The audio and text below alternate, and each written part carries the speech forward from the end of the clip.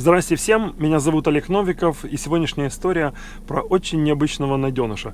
Сразу хочу предупредить, что история закончилась хорошо, поэтому не переживайте. Началась эта история с сообщения. Мне написала девушка сообщение такого плана. Олег, у нас на улице лежит подбитый аистенок и не может встать. Лежит на тротуаре, я вижу его с окна. Она спрашивала, что делать, кому обратиться, да и вообще, что делать в подобной ситуации. И я себе такой думаю, ну все просто, нужно спуститься вниз, забрать его домой, ну или хотя бы посмотреть, что с ним происходит. Я не успел ей ответить, как она написала мне, что она не живет в этом доме, и она няня, и она пришла сидеть с маленьким ребенком и видит аистенка с окна, и не может спуститься вниз. Я спросил ее, почему она думает, что он раненый. Она сказала, что видела несколько раз, как он пытался встать, но у него ничего не получилось. И она думает, что у него что-то с крылом. Она рассказала, что несколько раз к нему подходили люди. Просто смотрели и шли дальше, оставив его на том же месте, прямо посреди тротуара. Очень грустно слышать такое, ведь всегда можно постараться сделать хоть что-то, а не просто пройти мимо. Я попросил ее, чтобы она сделала несколько фотографий. Фотографию максимально приблизив, для того, чтобы было видно, что это за птица, и максимально удалено, для того, чтобы было видно, где она находится. Это очень помогает в поисках. Она сказала, хорошо, сейчас сделаю, и через минуту прислала мне 2 фотографии. Я хочу сказать, что это не всегда так просто. Иногда ты просишь у людей фотографии или задаешь какие-то вопросы, а на другой стороне тебя абсолютно не понимают. Тут важно понять, что мы делаем общее дело. Мы как бы становимся одной командой. И наша цель – это найти возможность помочь этому несчастному животному. Я получил фотографии с близкого расстояния и с далекого. В общем, все, как я просил. Теперь мне было понятно, где находится птица, мне было видно, что это за птица и точно на каком месте она находится. Это был не аист, это была египетская цапля, которая сидела на тротуаре около большого мусорника для картонных коробок. Все происходило поздно вечером в выходной день. Я пытался найти кого-нибудь, кто мог поехать, посмотреть, что происходит с цаплей, или попытаться ее поймать, но в выходной вечером я никого не нашел. Птица была в другом городе. Ехать от моего дома где-то примерно час. В общем, я решил поехать посмотреть, что и как. Около каких-то мусорников целый день она там прыгает. Как бы никто, ну вроде как люди к ней подходили, но никто не брал ее, ну не хотели, не боялись, не знаю.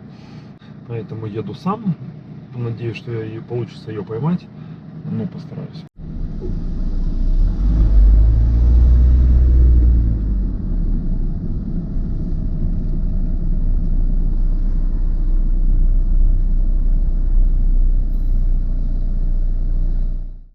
Что это было за место? Это внутренняя стоянка, вокруг жилые дома. Птица сидела там целый день, и в этот день было очень жарко. Когда я приехал на место, цапля сидела все на том же месте, рядом с мусорным ящиком посреди тротуара. Я остановил машину так, чтобы ее освещали фары, одел перчатки и вышел из машины. Как только я стал двигаться по направлению к цапле, она вытянула шею. Обычно они так делают перед тем, как хотят взлететь. Я остановился и присел на корточки. Она тут же втянула шею обратно. Я встал и сделал несколько шагов. Она попыталась взлететь и тут же упала. Было понятно, что она вряд ли сможет взлететь или убежать, но я все равно подходил к ней очень аккуратно. Я старался подойти к ней как можно ближе, встал на правое колено и стал продвигать левую ногу как можно ближе к ней, чтобы у меня было место для того, чтобы ее схватить.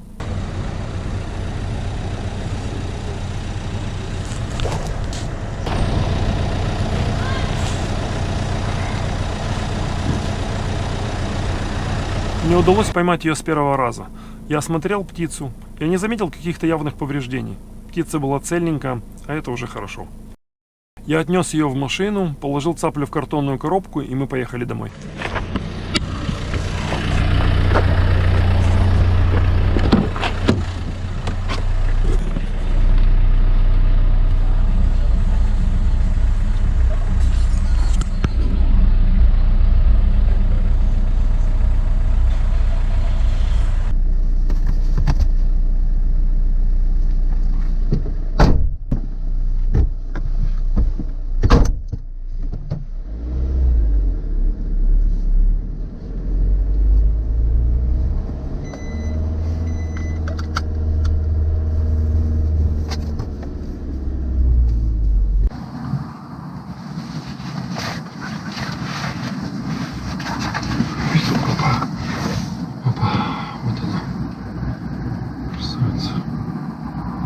Это египетская цапля.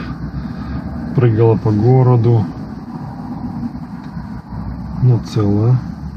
Я смотрю, с ней все вроде в порядке.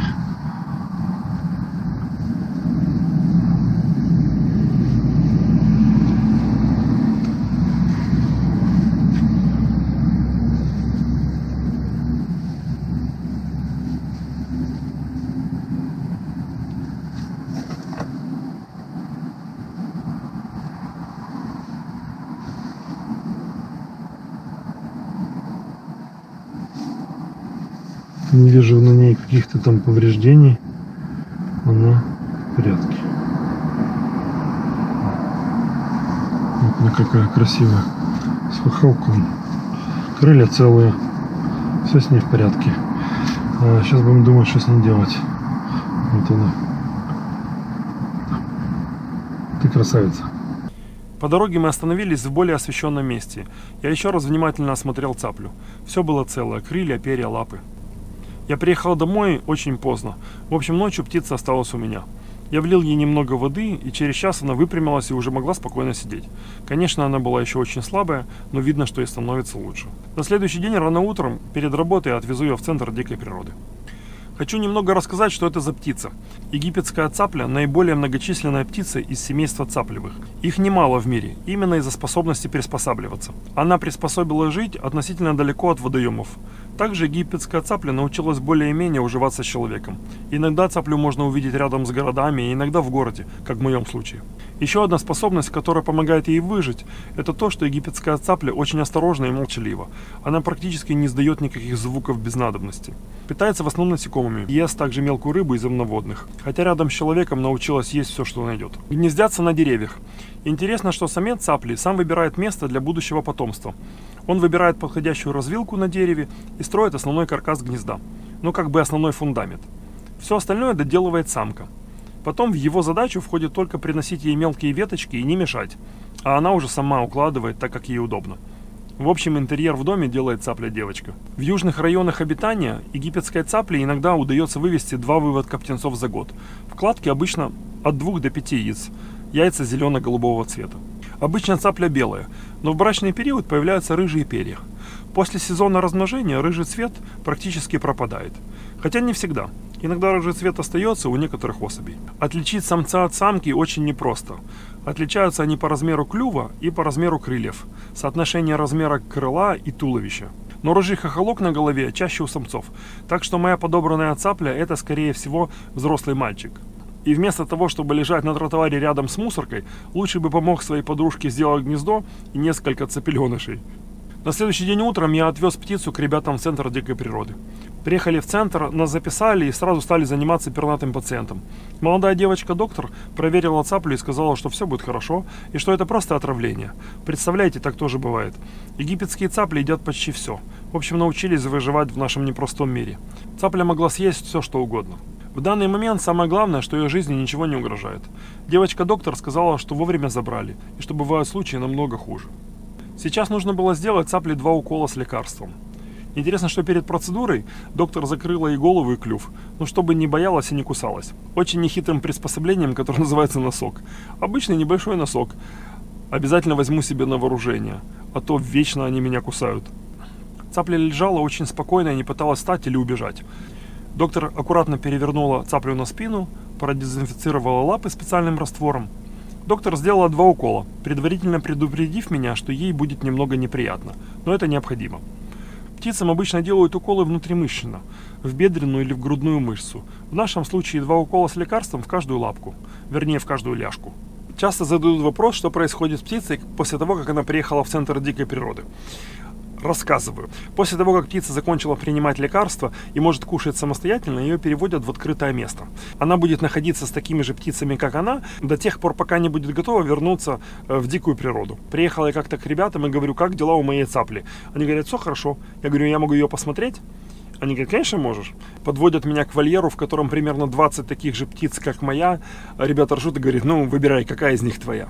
Тут важно понимать, что иногда бывают месяцы, когда у них по 20, по 30, а иногда и больше птиц. И вообще этот процесс, он без конца. Некоторые улетают на свободу, и тут же на место них приходят новые. И все на одно лицо, поэтому очень сложно определить, какая именно твоя птица. Я знаю, что ребята делают все возможное для того, чтобы вернуть максимальное количество птиц в дикую природу. Ребята настоящие профессионалы, поэтому за цаплю можно не переживать. Все с ней будет хорошо. Вот так закончилась история египетской цапли. Я надеюсь, что теперь она, вернее он, это же мальчик. Ну, в общем, что он не будет есть, что попало, и будет держаться подальше от людей и от опасных городов. Помогайте по возможности тем, кто нуждается в вашей помощи. Будьте хорошими людьми настолько, насколько это возможно. А на сегодня все. Удачи всем. Берегите себя. Всем пока.